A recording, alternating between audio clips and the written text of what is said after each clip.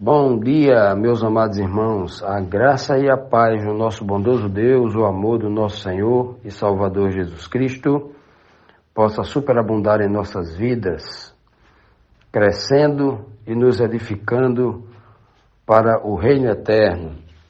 Amados, vamos aqui ao estudo da nossa lição diária. Hoje, quarta-feira, nós vamos examinar as perguntas 7 e 8 da nossa lição semanal, que fala sobre a dependência total do filho e o cuidado total do pai, sobre o filho, sobre os filhos também.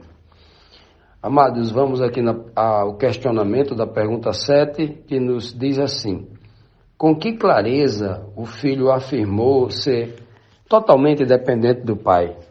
Por que ele é totalmente dependente do pai, né? Essa seria a pergunta dentro da pergunta.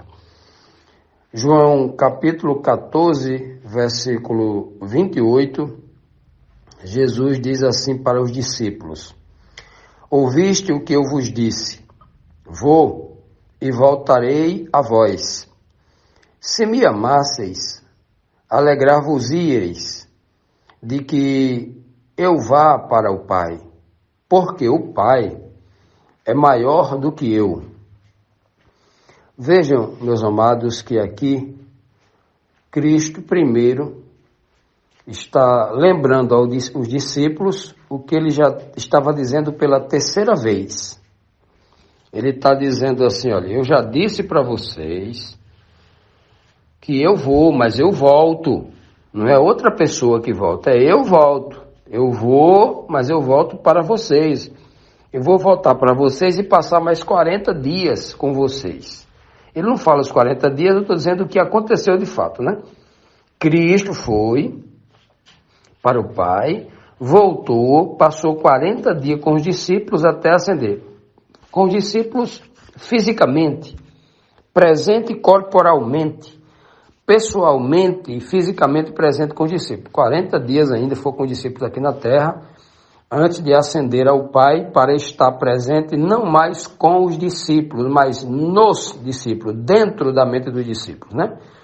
Porque o Pai envia o Espírito do seu Filho para os corações dos discípulos, né? E aí Cristo cumpre a própria promessa que está aqui no capítulo 14, que ele iria, mas viria com o Pai e faria morada neles, nos discípulos. Então os discípulos Cristo estava trocando uma promessa menor por uma promessa muito superior, né? Cristo não estaria fisicamente presente com eles, mas agora o Espírito de Cristo estaria habitando na mente deles. Aonde quer que ele estivesse, Cristo estaria com eles. Então, por isso que Cristo disse que era para a vantagem deles que Cristo fosse para o Pai, né? Esse era o contexto aqui da mensagem. Cristo começa o capítulo 14 consolando os discípulos, dizendo: olha, não se turbe o vosso coração, não fique com o coração perturbado, não fique com o coração ansioso, não fique com o coração medroso. Ó, eu vou para o meu Pai, a casa do meu Pai há muitas moradas, e aí eu vou, quando eu preparar lugar, voltarei para vós. Logo nos primeiros versos do capítulo 14, ele já diz: voltarei. No versículo 16, né, quando ele disse que enviaria outra forma de consolação, logo no verso seguinte, verso 17 e 18, ele diz: não vos deixarei órfão, voltarei para vós. Ele continua dizendo: eu vou voltar, quem volta é ele, não a outra pessoa, né? Ele insistentemente dizendo: eu volto para vós, eu volto para vós. Por isso que agora no versículo 28 ele diz: vocês já ouviram que eu disse que eu vou voltar para vós, né? Voltarei para vós. E se vocês me amam mesmo de verdade, né? Vocês ficariam alegres e felizes porque eu estou dizendo para o meu Pai, porque eu vou para o meu Pai. Ficariam felizes por causa de mim. E também, obviamente, se eles entendessem, ficariam felizes por causa deles também, né? Aí Cristo diz o motivo da felicidade porque os discípulos deveriam ter. Ora, e ele diz aqui qual é o motivo: porque o Pai é maior do que eu. Como compreender isso aqui? Né? Cristo estava dizendo assim, olha, fiquem alegres porque eu vou para o meu Pai. O meu Pai é maior do que eu, quem manda é Ele manda e eu faço. Mesmo eu não querendo ir, eu tenho que obedecer a Ele. Era isso que Cristo estava dizendo aqui? Essa é o contexto, é a mensagem implícita por trás desta letra? Que Cristo estava triste porque ia deixar o discípulo, mas tinha que obedecer ao Pai, porque o Pai era hierarquicamente superior a ele e dava ordens que mesmo Cristo, não gostando da ordem, tinha que obedecer? Obviamente que não é esse o contexto, né? O contexto aqui, quando Cristo diz que o Pai é maior do que ele e ele precisa ir para o Pai, ele está dizendo maior em que sentido? Maior em todos os sentidos. Cristo estava dizendo, eu preciso obedecer ao Pai porque Ele sabe coisas que eu não sei. Ele é onisciente, eu não sou onisciente. Né? Então, assim, Ele é maior do que eu não entendo completamente todas as coisas que Ele faz. Estou aprendendo com Ele. O Pai é maior do que eu nesse sentido também. Nesse sentido também, Cristo quer dizer. Vocês deveriam ficar felizes, porque eu estou indo para o meu Pai, porque o meu Pai é maior do que eu. Acima de tudo, Cristo está dizendo para os discípulos assim, olha, se o meu Pai é maior do que eu e tudo que Ele faz é para o meu bem e para o bem de todos vocês, ora, se esse é o plano do Pai, fiquem tranquilos, porque é para o bem de vocês também. Vocês ficarem... Eu estou feliz porque eu estou indo para o meu Pai. Sabe por quê? Porque se eu estou indo para eles, vocês também serão beneficiados. Não tenho dúvida que esta fala de Jesus Cristo, ela amplia tudo isso. Porque Deus é maior do que todos, inclusive também maior do que o Filho, né? Em todos os sentidos, né? Ele é o único onipotente, o único onisciente, o único onipresente, né? E ele compartilha parte da sua onipotência, ou seja, o poder que ele tem, com quem ele quer. Ele dá ciência das coisas, da sua onisciência, ele tira a ciência e o conhecimento e compartilha com quem ele quer. Como ele compartilhou com o Filho poder, autoridade, né? Compartilhou com o Filho o conhecimento, a ciência, né? Como ele compartilhou com o Filho, né? O poder do Filho está presente em cada mente, enviando aos nossos corações o Espírito do seu Filho, como diz lá no livro de Gálatas, né? Capítulo 4, versículo 6, que diz assim, porque nós nos tornamos filhos de Deus, então Deus enviou aos nossos corações, às nossas mentes, aonde habita a consciência, a razão, as nossas mentes, enviou o Espírito do seu Filho para nos ensinar a dizer Abba, ou seja, para nos ensinar a dizer Pai. Olha que coisa linda. Então é por isso que Jesus está dizendo que o Pai é maior do que eu.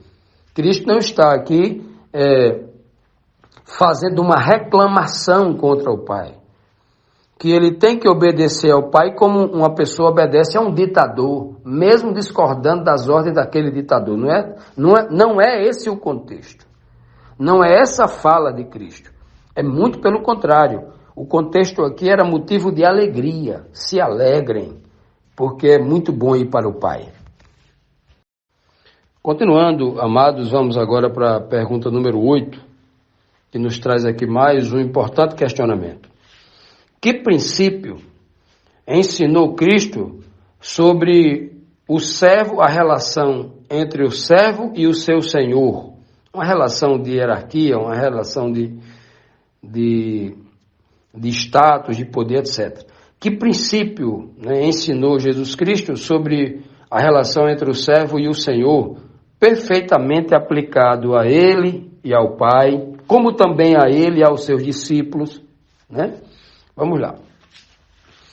João 15, versículo 20, Jesus diz assim, lembrai-vos da palavra que eu vos disse, não é o servo maior do que o seu senhor.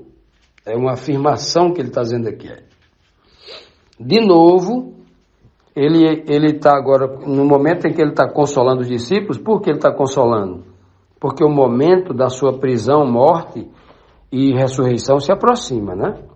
O momento da separação física dele e dos discípulos estava se aproximando com muita rapidez. Então, o capítulo 14 até o 16 de João é uma fala de Cristo consolador. Ele está consolando, preparando o coração dos discípulos para os momentos que se seguiriam. E aqui na pergunta 8, Cristo vai dizer de novo, lembrai-vos. Ele já tinha dito anteriormente, né? Ouviste o que eu vos disse, eu já disse que vou, mas volto. Agora ele está dizendo de novo, lembrai-vos. E agora ele fazendo aquele papel, né? Aquele papel que ele faria depois que ele fosse para o Pai, que era o papel no espírito da mente com o seu espírito, né? Na mente dos discípulos, ele ia fazer os discípulos lembrar daquilo que eles aprenderam, né? Que esse é o verdadeiro papel do Espírito de Cristo, os fazer lembrar, né, de tudo que foi ensinado, de tudo que eles aprenderam, né? Afinal, o Espírito de Deus, por meio de Cristo a nós, é aquele que nos convence do pecado, da justiça e do juízo, não é mesmo? Pois bem, e aqui agora Cristo está dizendo para eles se lembrarem, ou seja, não esquecerem de um princípio. Qual é o princípio? É que o servo não é maior do que o seu senhor. Esse é um princípio. Não é mesmo? É um princípio justo, é um princípio hierárquico, é um princípio para todo e qualquer relacionamento sadio e verdadeiro. Vamos ver se não é. Vamos primeiro trazer para o nosso cotidiano, depois a gente volta para a Escritura, só para efeito de ilustração. Imaginem que você é o dono de uma empresa.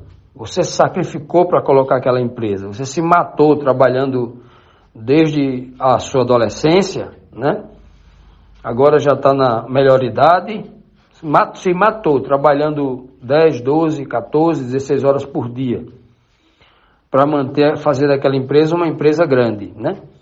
Aí agora, você acabou de contratar 3 meses atrás uma pessoa para, na sua empresa, trabalhar como um recepcionista, alguém que está ali à frente para receber as pessoas, né? Para receber as pessoas. Então, não é um cargo de gerência, não é um cargo de diretoria, é um cargo dos menores, né? É um cargo de um serviço simples. Está ali para receber as pessoas, pedir para aguardar e encaminhar para o setor correto. Pois bem, aí você já está há 50 anos na sua empresa, com muito sacrifício, né, fazendo ela funcionar. E então, aquele servo que acabou de ser contratado, ainda está no contrato de experiência, está no meio dos 3 meses ainda de contratação, ele chega para você, quando você chega, e então ele diz que a sua empresa, que você está errado na empresa e que ele, né, e que ele que tem razão e que ele, né, quase que dando ordens ali para o seu patrão, ou faltando com o devido respeito. Aí eu pergunto, como você se sentiria diante disto? Sendo o dono da empresa, você diria o que para ele? Olhe, você não sabe o que está dizendo, eu estou aqui há 50 anos, eu sou o dono disso aqui, eu construí, eu sei como funciona cada pecinha dessa empresa, né? Eu comecei essa empresa, eu e mais a minha esposa, meu irmão, meu pai, mais alguém aqui, eu sei o que se passa aqui em cada setor, eu construí cada setor desse, eu contratei cada funcionário desse. Então você está querendo me ensinar? Você chegou agora? Você não sabe nem o produto que a gente vende, para que servem os produtos?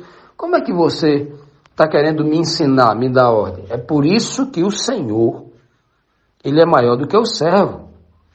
Porque o Senhor sabe, né? O Senhor sabe qual é o plano, o que vai fazer, como vai fazer. Não é isso? Pois bem. Então, Quando Cristo diz assim, ele está dizendo assim: meus discípulos, confiem em mim, como eu confio no Pai, que é meu Senhor. Sigam o meu exemplo. Vocês precisam confiar em mim, que sou o Senhor de vocês. Vocês não são maior do que eu, não. Lembre-se, o maior não é aquele que manda, o maior é aquele que protege, é aquele que guia, é aquele que pensa o tempo todo em proteger o menor, fazer o bem para o menor. A lei principal é: o maior protege o menor. É por isso que Cristo está falando de maior e menor. Não é mesmo? Quando ele vai lavar os pés de Pedro, e Pedro, a princípio, rejeita ali, por entender justamente esse princípio, que o servo não é maior do que o seu senhor, aí Cristo diz para ele: Pedro, agora eu preciso lavar os seus pés, porque senão você não tem parte comigo. Aí, não, então me lave todo. Aí Cristo falou: não, você não precisa ser lavado todo, você já se batizou, eu quero lavar só seus pés. E quero ensinar para vocês uma coisa com isso aqui, é que o maior protege o menor, o maior cuida do menor. É isso que meu pai faz comigo até hoje. Eu sou dependente dele porque ele cuida de mim o tempo todo. E vocês são dependentes de mim porque eu vivo para cuidar de vocês. Eu dou a vida por vocês. Olha que ensinamento lindo, né? E aí os discípulos entenderam isso. E agora os discípulos vão fazer agora outros discípulos. E agora esses discípulos vão cuidar de outros menores do que ele. Né? Olha que coisa linda esse ensinamento de Cristo. Isso é muito lindo, isso é maravilhoso.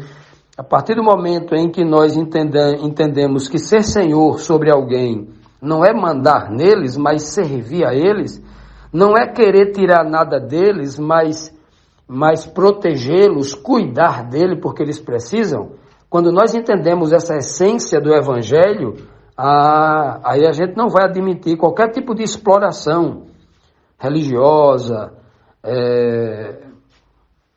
qualquer tipo que venha, principalmente por meio da exploração eclesiástica religiosa, né?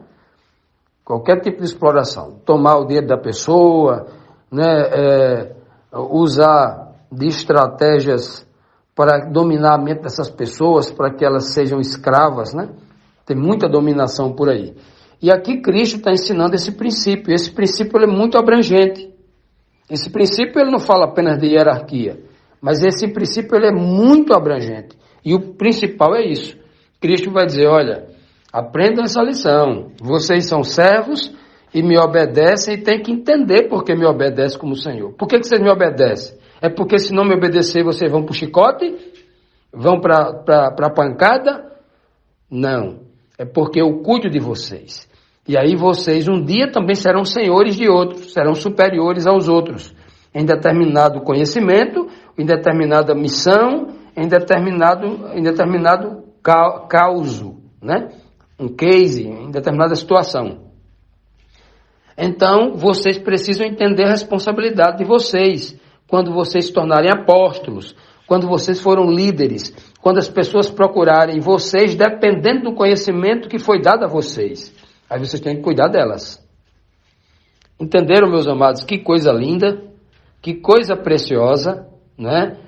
É exatamente assim que estas mensagens mostram como o Pai cuidava de Cristo, como Cristo cuida de nós.